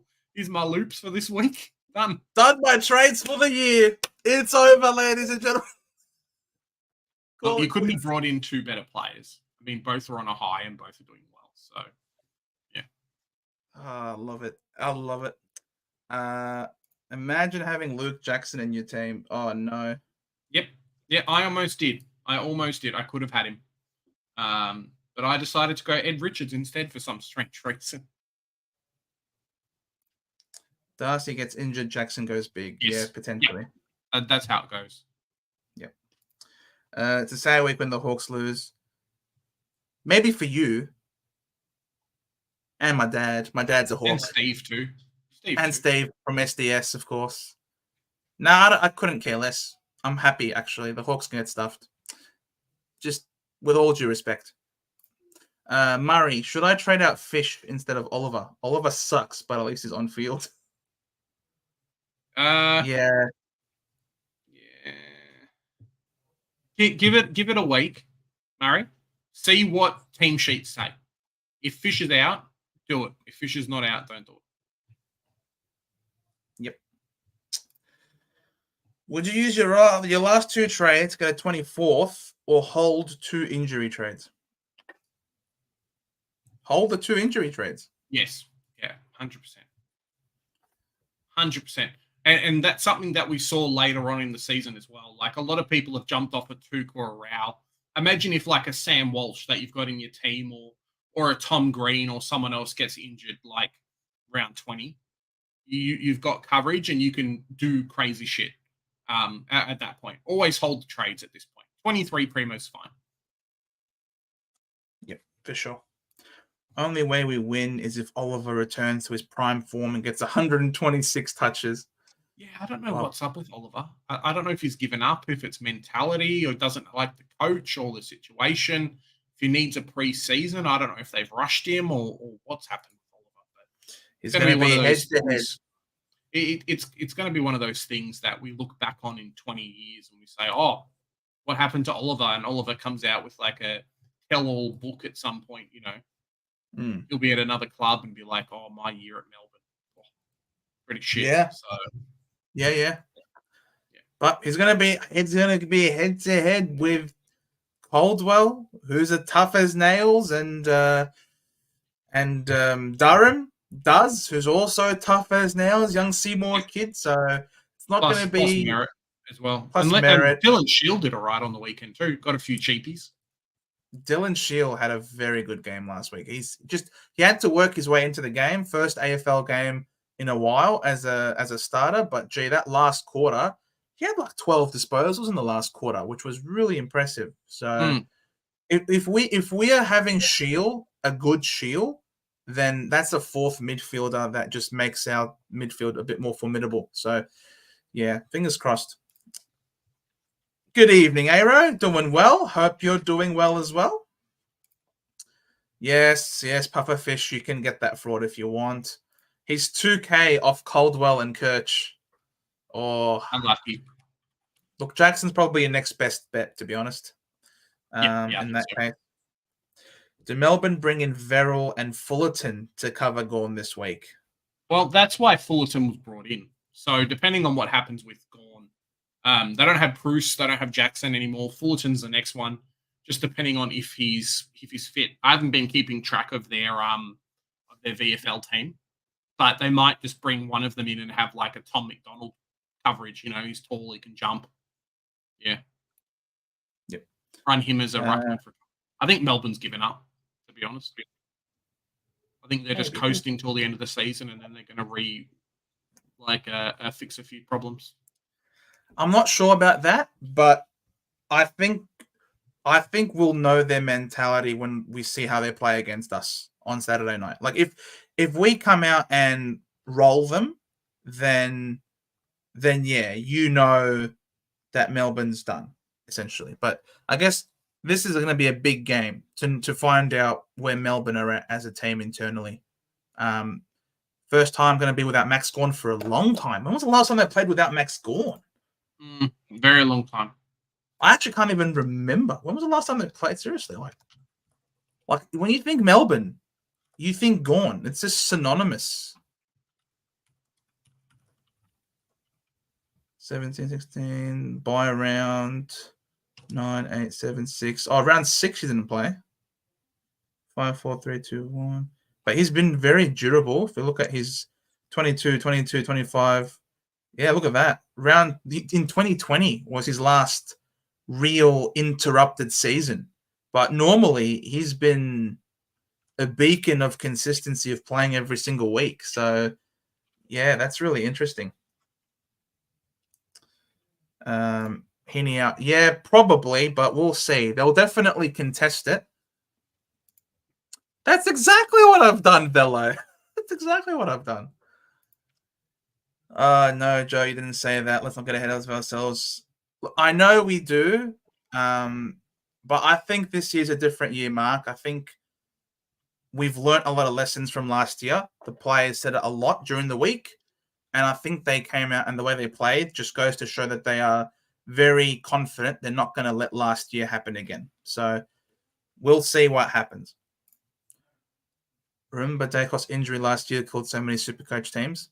True. Yep. And then Tom Stewart, a few more things as well. Late season injuries are a pain in the ass, and I think a lot of us would be okay if it wasn't for a ruckman. Oliver Too Many Beers says, Yanko, good to see you, Essentially, but like he's going to training he's going to training every week. That's the problem. Like he's training. It's not like he just shows up and then that's it. So yeah. Blues fan, g'day Blues fan. Have not owned Gawn all year. Now he's injured. People are stealing my pod. Tom DeConning, who I got a few weeks ago. Man. Like, if players weren't injured, no one was going to pick McKercher. Jye Caldwell. I mean, Zach Fisher's been a free out for a lot of people who get Caldwell in their teams. Like, yeah, just the way that SuperCoach works, unfortunately. It kind of sucks, but it happens. Yeah. There you go. Both of our dads, Hawkers. Yanko, Merritt is an outside player, a receiver. Kircher all the way. Okay. Merritt still gets some hard ball. He's not just purely an outside player. No. And he's really good in the contest as well. He doesn't kick it out of the contest, but he does a few sneaky handballs. Correct. What's his clearance numbers like? Who's given up? Mate, no one's given up, Yanko. We're all here. We're all watching. We're all having some good fun. Still making content at least twice a week. So no one's given up. We won't stop airing. We won't stop being live until at least the regular season's finished. We'll see after that. Yeah. Yep. Verrill was number 2 ruck in pre-season, did okay. Yep. Question is, like, how's he been going in VFL, really? Last season, he did his knee, 2023 round 2. Yep. He was out 2023 for a bit. Grundy solo rock for a few rounds in 2023. Yep. Last year after Brisbane game. Yep, correct. Essendon hasn't come up against Trent Rivers yet. It's true, we haven't. It's true. It's true. It's going to be interesting to see how we handle the superstar Trent Rivers. Might become a flood. Fullerton will come in. Okay. We'll see. Essendon lock for finals, just not a win this year. Vela, I think it depends who we play. I think if we have a positive matchup, like if we're hosting, say we're hosting the Suns in Melbourne, I reckon we win that game. Like, you know, it's not we can't just beat anybody. I think we need to have a favorable matchup, and we can do it. Tony, does a fit Shield, Parrish, Setterfield affect Caldwell's CBAs? We wouldn't have all those players in the same team, Tony. Those are way too many mids. Yeah. And like I said, they're not going to change the makeup of the team. They're winning with a certain way. Just because a player's coming back isn't going to come out and say, cool, yep, Caldwell, sorry, you've been playing mid very good for so long. You've been dominating at half forward when you're resting. But, you know, Parrish is back, so get stuffed. See you later. Yep. Feels fit. Cool. We have to guarantee and justify his $1 million contract. Cool. We're going to play him instead of you. Like, it's not going to happen. No. It's not going to happen. It's Shield came in. He played the full game. Let me just pull up the CBAs from the weekend in our game. So in this game, Zach Merritt, 68%, pretty much in line with what his last 3 weeks have been like. Draper obviously had a lot. Duz had 43. Shield had 57. Caldwell, 79. Archie Perkins had less, and that's what I said was going to happen. I said that we're going to reduce Archie Perkins' CBAs because he just hasn't been firing. It just hasn't worked. Him as a midfielder just quite simply hasn't worked. If we're going to play him, we're going to play him more as a half forward with the occasional rotation. But he's been so poor. I've been calling for Perkins to be dropped for the last few weeks, honestly. And then this game against Collingwood just cemented me even further. I can't. I need Perkins. I don't know what's wrong with him. He's got no confidence. There's no way we're taking Caldwell out of that midfield. Caldwell won our Player of the Month award. Ahead of Merritt. Caldwell won that award. You're not gonna disrupt and get in the way of someone who's doing great things in their preferred position. It would be lunacy to disrupt something that's working. So I can't see if anyone's going to get out of the team. It could be Perkins. If Shield doesn't perform, then Parrish comes in for Shield. Setterfield probably won't get in anymore. He's not getting ahead of Durham. He's not getting ahead of Caldwell. They're both tackling. So do we need another defensive midfield? Probably not. So I think Caldwell is safe. Tony? I just thought back, Joe. I just looked on Twitter. I saw a picture of Max Gawn. And I think to myself, didn't Joe do a post about Max Gawn injury in the preseason? And then he turned out to be okay. Joe, is it time to do a Max Gawn picture again? Put up a Max Gawn video and be like, hey, make it happen. Get him back. I was right. I told you. Someone the energies. No, it would have been like, I told you he was injured. Look, it just took 7 weeks to come to fruition. 17 weeks. Yeah. Bloody hell. Stuff you. Not you. I mean, Gawn. It's pretty Cox is 1 to 2 weeks off for the Pies. Kruger will be safe until then. Cameron has been cleared of rib damage. No, fair enough. Yeah, but there's no Maya check. Yeah, there's no Maya check. He'll be he'll get another. Yeah, might check out for the rest of the season, apparently. So with his torn pec. Yanko, Heaney has to get off. Webster had a bloody nose before the incident. Interesting. I didn't say that. Yeah. Michael Caulfield. Hi, guys. I see Mr. Magoo is causing havoc again. Can't believe he charged Heaney for that. Yep. Yeah, it was pretty soft. I was pretty surprised he got done for that as well. But they might refer to the which one? The Jesse Hogan, that it sort of slipped up and he didn't mean to hit him in the face. So maybe they might try and use that precedent to get off. Yeah. Zorko done hammy. Jokes. Imagine. Pufferfish. Bent. Not funny. Not funny. Please don't do that. Cheers, Yanko. I see Essendon versus Collingwood week 1. That's what Fox Footy have predicted.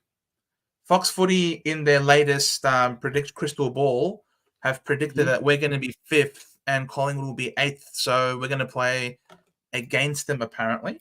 I don't know if that's really we'll see what the rest of the season looks like. Exactly. So this is what they've sort of predicted. They've sort of predicted the Swans to host the Cats, Bombers to host the Pies, Brisbane to host the Power, and Carlton hosting Fremantle. So second versus third. Geelong end up getting to 4th on the ladder. Fox Footy projects. So that's pretty interesting there. They got to win a few more games. Like Hawkins is probably going to be out for a while, so not sure exactly where their wins are going to come from. No, it will be Geelong. It's not Essendon versus Geelong.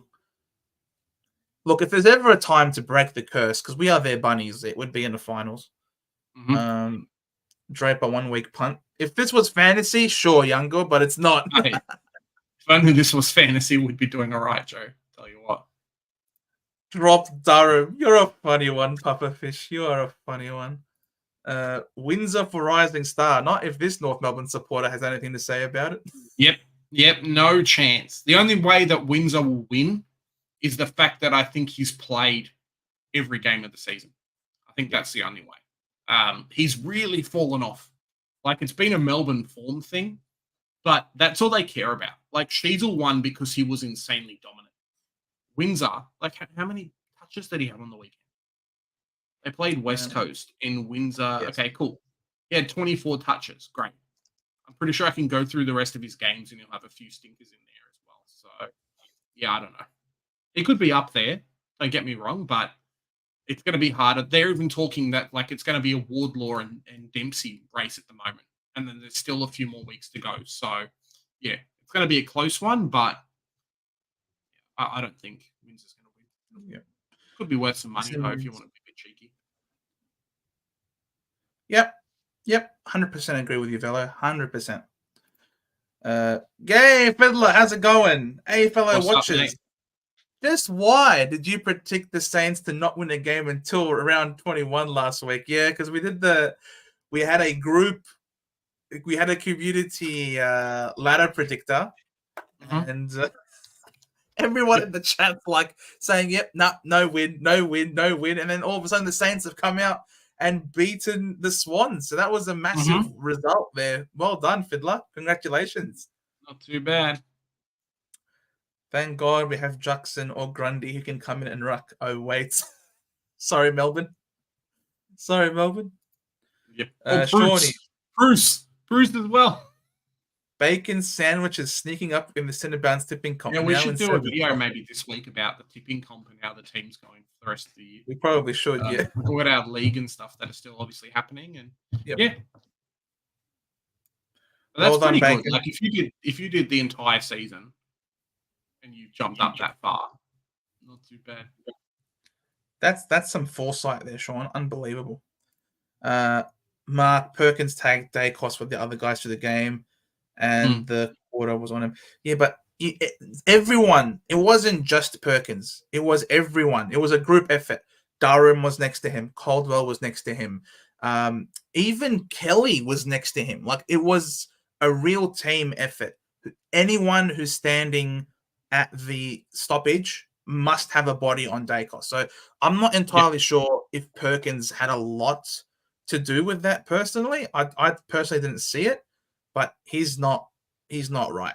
There's clearly something not right with him. I want him to go to the twos and get some confidence. Yeah. Who's your Brownlow fave? I hope Bont gets it. Yeah, Bont needs to have it. He should have got it last year. I think he got a bit shafted towards the end. Yep. I'd love if Bont got it. If not Bont, let's pick 2 more players each, Joe. If not Bont, who would it be? If Bont doesn't get it, if Bont doesn't get it, then he'd probably be the best player, maybe the best player in the history of the game to not win a Brownlow. I mean, he's still got time, but yeah. But like, if he doesn't win it, like this is the prime of his career. You know what I mean? And he's been ridiculously unlucky the last few seasons. So if he doesn't win the Brownlow, then I honestly reckon he will go down as probably the best player ever to not win a Brownlow. He'd be in that 100%. Discussion for sure. If not Bont to get it, they'll find a way to give it to Dacos probably. Yeah. And if it's not Dacos, it'll be a Horn Francis. Oh, you got 3 Brownlow votes for a 10-possession game where he kicked a goal. Oh, no, it was 7. Really good. It was 7 touches. He got 3 votes for. 7 touches. Sorry, that'll be Dacos. Dacos got 3 touches. Left halfway through, 3 votes. That's it. And I think 3 of them were clangers. Probably. If not Bond, probably Neil, who's a good shout, and potentially Cripps. But yeah, we'll see. People are saying Heaney. Depends if Heaney gets off this week, fellow. Yeah. Maybe Noah Anderson. I think Evil Monk is saying potentially Noah Anderson. Oh, that would be huge. Caldwell or Jackson to cover Caldwell does not have ruck. But yeah, probably just pick Jackson. Depending on how long. Is Shrek out or is Shrek like it's just flopping around at the moment? I don't know how long Shrek is out for. Is the thing. Like there's no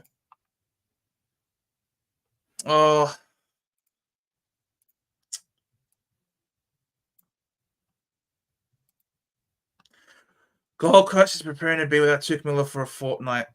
Still working through kind of details. The fear from the sense that all right, so if it's only 2 weeks, that's not too bad. You've done the trade, Joe. You've got McKercher and Caldwell in. You're going to have fun for those 2 the rest of the season. Like, just keep the trades, mate. Yeah, but I could save 1 trade. Nah, stuff it. Join the no trades club. It's okay. Ride McKercher together. I can't remember watching a game without both Gorn and Petrarca. Yeah, it's unreal. It's pretty crazy, man. I see the Warlord winning Rising Star. Yeah. Just give Sheasel another Rising Star. Yeah, just do it. Ollie Dempsey flying home. Yeah, Ollie Dempsey's going to be tough to beat from here on out, I feel. Nah. It all depends on how Wardlaw. I think Wardlaw's ahead. Dempsey's number 2. But I think Wardlaw's ahead. It really just depends on how he's going for the next few weeks. If the Cats play finals, like if they finish top 4, you know, I don't know. He'll be in a lot of wins. Yeah. But Dempsey had a lot of crappy games in between. Wardlaw's had a few injured games in between. That's true. Best VC and C options. Well, Dacos could be okay, but he could cop a tag. Holmes could be all right because we know Collingwood doesn't tag. Meek could do all right if you have him. Otherwise, maybe Jackson, but probably not. Wouldn't go anyone from the Swans. Yep. English apparently could be a good matchup for Carlton. Carlton give up points. Conversely, if you have De Conning, you could go De Conning against English. Doesn't have a great hit out. Or you could just go Bond. No one from here. Merritt should hopefully do well. Caldwell, cheeky shout for Caldwell. Or Caldwell, correct, because he's not going to cop Neil Bullen. Suns Flanders has Butters been gonna go ever again? reliable. I mean, Flanders has outscored my he's still kept his 100 run, which has been fantastic. Yep. Yeah, I think he'll be all right. Yeah, Flanders is just a beacon of consistency. Otherwise, Butters or Rosie, both of them are real positive options here against the Suns, who give up a lot of points to inside mids. So I might be going Butters this week. The Giants, you can obviously go with Tom Green. How have the Tigers been? Yet positive matchup, so you can go with Tom Green, who seems to have recaptured some form as well. And then obviously Neil or Dunkley. Yeah. Yes, Aussie Goat, he is an option for sure. VC Bont, Captain Bont. I swear, Legend is part of the reason why the Bulldogs made our top 8 in our ladder predictor, because he just kept saying Bont wins everything. Why not? Why not?